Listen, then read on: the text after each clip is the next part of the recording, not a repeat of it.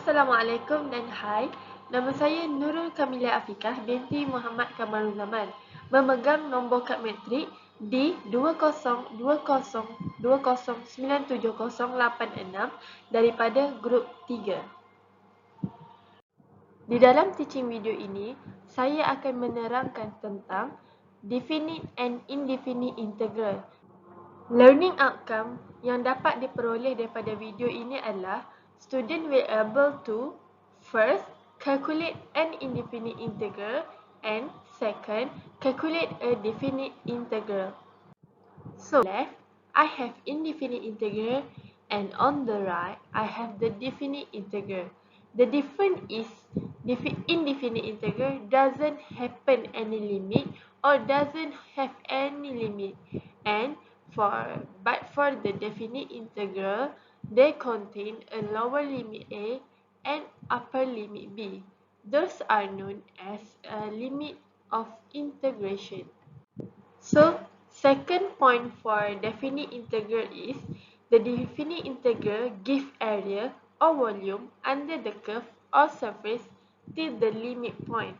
But for indefinite integral, they give a generalized expression for area or volume under the curve or surface. So this is the formula for indefinite integral and definite integral.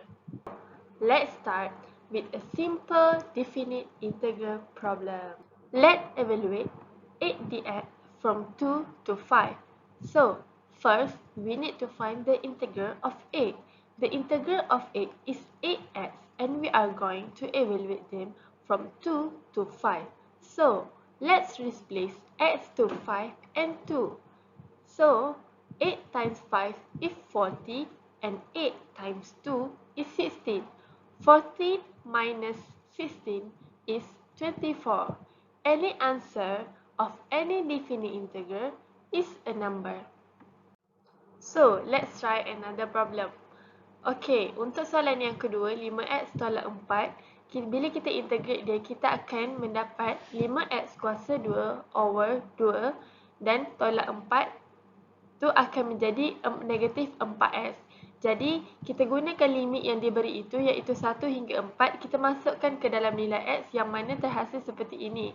Jadi, bila kita dah masukkan nilai x itu daripada ikut formula yang asal iaitu FB minus FA, maka terhasillah 40 tolak 16 dalam kurungan tu sendiri tolak dengan 5/2 tambah 4. Jadi, hasil untuk integral ini adalah 51/2. Sekali lagi diingatkan, untuk definite integral, hasilnya adalah nombor. Jawapannya adalah nombor, bukannya expression. Okey, mari kita cuba lagi soalan yang seterusnya. Okey, soalan ni dibagi 5/x. Kita kena integrate dia daripada nilai 1 hingga nilai eksponen.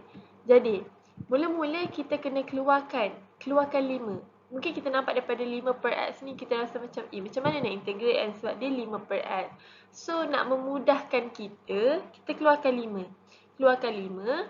Jadi tinggallah 1/x dx. So bila second step is dia akan jadi macam ni. 5 ln x. So kita integrate 1/x sahaja.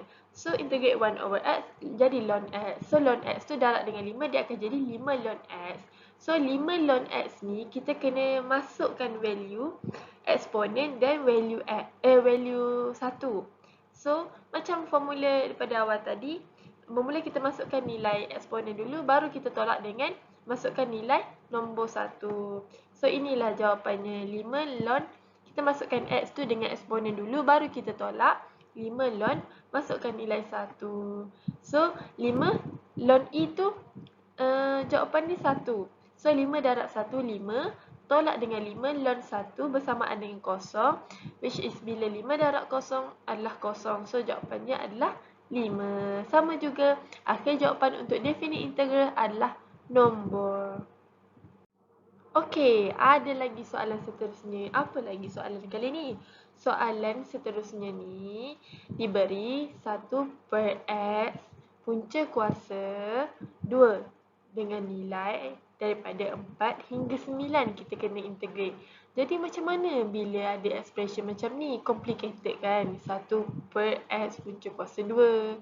Jadi kita simplifykan dia kepada 1 per X kuasa 1 per 2. Okey, rasa complicated lagi. Kita simplifykan lagi. Jadi X tu kita naikkan ke atas. Jadi X kuasa negatif 1 per 2 dx. Okey, so untuk next step kita perlu integrate. Okey, daripada X kuasa negatif 1 per 2 dx ni, bila kita integrate, macam mana dah jawapannya? So, jawapannya akan terhasillah 2x kuasa 1 per 2. Pastikan ada bracket, ada upper boundary, ada nilai lower boundary. So, bila jadi macam ni, rasa macam complicated juga rasanya 2x kuasa 1 per 2. Tak apa, kita simplifykan lagi kepada 2x punca kuasa 2 bracket nilai upper boundary dan nilai lower boundary. Okey, bila dah jadi macam ni, senanglah kita untuk tekan-tekan calculator masukkan nilai. Tapi jangan lupa, kita perlu masukkan nilai upper boundary dahulu.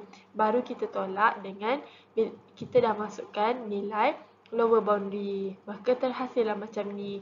2x punca kuasa 2 tu, first kita kena masukkan 9 dulu. Okey, dah siap. Kita tolak dengan 2. 4 punca kuasa 2. Jadi nilainya adalah 2. Sekali lagi, jawapannya adalah nombor. Ingat, definite integral, jawapan dia akan terhasil nombor, bukan expression. So, now let's try some other problem of indefinite integral. Let's go. Soalan pertama untuk indefinite integral. Okey, soalan pertama untuk indefinite integral ni dia beri kita kena integrate 6x kuasa 2 tambah dengan x punca kuasa 2 dx. Oh my god, macam mana ni? Dia tak bagi limit. Dia tak bagi apa-apa. Macam mana kita nak cari jawapan? So, kita kena ingat balik, kita kena rewind balik daripada video yang mula-mula tadi. Perbezaan antara definite dengan indefinite integral, yang mana indefinite integral ni dia tak ada limit. Dan di akhir jawapan nanti hanyalah expression semata-mata. Bukannya nilai, bukannya nombor seperti definite integral tadi. So, apa next seterusnya? Apa step seterusnya? Step seterusnya adalah kita integrate macam biasa. 6x kuasa 2 tu bila kita integrate akan jadi 6x kuasa 3 per 3 tambah dengan 2x kuasa 3 per 2 per 3 tambah dengan c. Okey, c ni kita perlu tambah c di belakang untuk indefinite integral wajib kerana dia tidak ada nilai. Dia tidak diberi nombor di akhir jawapan. So, daripada yang kita integrate tadi, kita cuba simplifykan. Yang 6x kuasa 3 per 3 ni kita boleh simplify kepada 2x kuasa 3 dan tambah dengan 2x kuasa 3 per 2 per 3 ni kita simplify dia. Boleh tak? Tak boleh. So, kita biarkan 2 per 3 x kuasa 3 per 2 ni seperti itu. Dan jangan lupa tambah c di belakang kerana c adalah constant. Okey, kita cuba lagi ya. Soalan kedua untuk indefinite integral. Soalan yang kedua diberi dalam kurungan x tambah 5 dan 2x tolak 3. Macam mana kita nak integrate ni? Diberi 2 bracket. Macam mana? So, untuk expression macam ni kita perlu expand. Kita perlu darab. Kita perlu kembangkan antara dua bracket ni. Maka terhasillah daripada x darab dengan 2x akan terhasillah 2x kuasa 2. X darab dengan negatif 3 akan terhasillah negatif 3x. 5 darab dengan 2x terhasillah positif 10x. 5 darab dengan negatif 3 terhasillah negatif 15x. So, apa seterusnya yang perlu kita buat? Yang perlu kita buat adalah kita simplifykan dia menjadi 2, maafkan saya, 2x kuasa 2 tambah 7x tolak 15. So, dah simplify, maka kita boleh integrate macam biasa.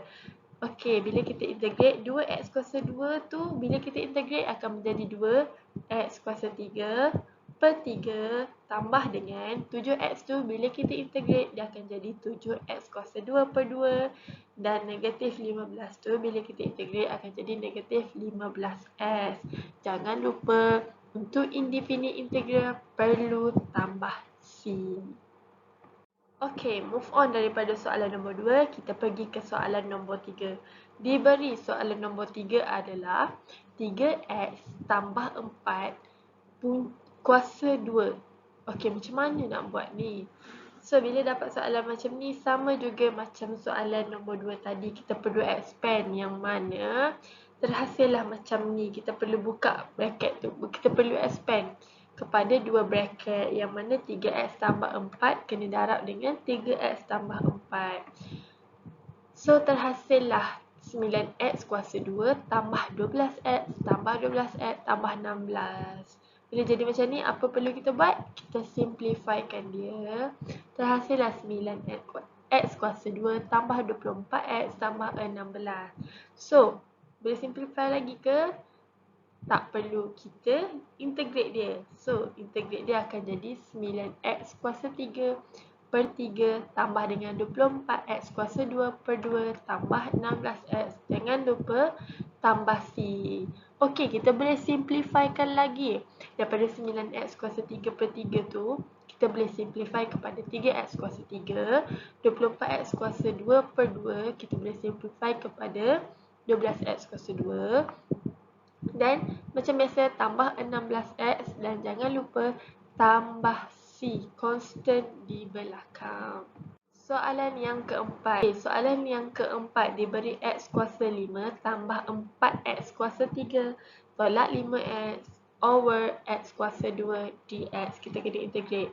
So, bila dapat soalan macam ni, first of all kita kena buat adalah kita separatekan dia untuk memudahkan kita. Tak adalah nampak macam complicated sangat kan. So, expression ni hanya satu denominator.